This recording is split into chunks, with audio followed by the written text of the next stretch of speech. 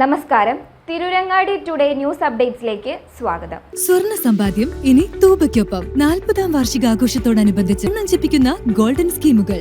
മാസ നിക്ഷേപ പദ്ധതി മുതൽ പ്രത്യേക മംഗല്യാൻ സ്കീമിലൂടെ പണിക്കൂലിയില്ലാതെയും പണിക്കൂലിയിൽ കിഴിവുകളോടെയും രജിസ്റ്റർ ചെയ്യാനും കൂടുതൽ അറിയാനും 9084 നിങ്ങളുടെ ഇഷ്ട സ്വർണ്ണമണിയാം ഇഷ്ടം പോലെ.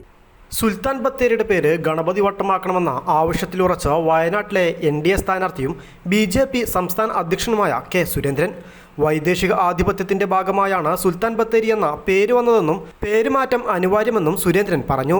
സുൽത്താൻ ബത്തേരിയുടെ ആദ്യത്തെ പേര് ഗണപതി വട്ടമെന്നാണ്. ടിപ്പു സുൽത്താന്റെ അധിനിവേശത്തിന് ശേഷമാണ് സുൽത്താന്റെ ആയുധപുര എന്ന അർത്ഥം വരുന്ന സുൽത്താൻ ബാറ്ററി അഥവാ സുൽത്താൻ ബത്തേരി എന്ന പേര് വന്നത്. കോൺഗ്രസും CPM-ഉം അധിനിവേശത്തെ പിന്തുണയ്ക്കുകയാണെന്നും K. സുരേന്ദ്രൻ പറഞ്ഞു. ടിപ്പു സുൽത്താൻ വരുന്നതിന് മുമ്പ് അങ്ങനെ ഒരു സ്ഥലം ഉണ്ടായിരുന്നില്ലേ?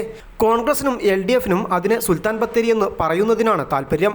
അക്രമിയായ ഒരാളുടെ പേരിൽ ഇത്രയും നല്ലൊരു സ്ഥലം അറിയപ്പെടുന്നത് എന്തിനാണെന്ന ചോദ്യമാണ് താൻ ചോദിച്ചതെന്നും K. സുരേന്ദ്രൻ പറഞ്ഞു. സുൽത്താൻ ബാറ്ററി അല്ല സർ, അത് ഗണപതി വട്ടമാണ്. ആർക്കാ അറിയാത്തത്? സുൽത്താൻ വന്നിട്ട് എത്ര കാലമായി? അതിന് മുമ്പ് ആ സ്ഥലം ഉണ്ടായിരുന്നില്ലേ? അതിന് പേരുണ്ടായിരുന്നില്ലേ? അത് ഗണപതി വട്ടമാണ്. അത് ആർക്കാ അറിയാത്തത്? ഞാനത് ആവർത്തിച്ചു എന്ന് മാത്രമേ ഉള്ളൂ. ടിപ്പു സുൽത്താൻ്റെ അധിനിവേശം കഴിഞ്ഞിട്ട് എത്ര കാലമായി?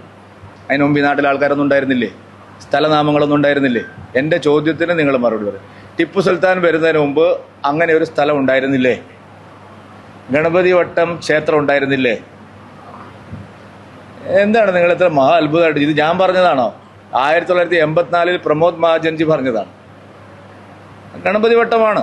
പക്ഷേ നമ്മളെ അധിനിവേശ ശക്തികൾ കോൺഗ്രസും LDF-ഉം അതിനെ സുൽത്താൻ ബത്തേരി എന്ന് പറയുന്നതിനോടാണ്.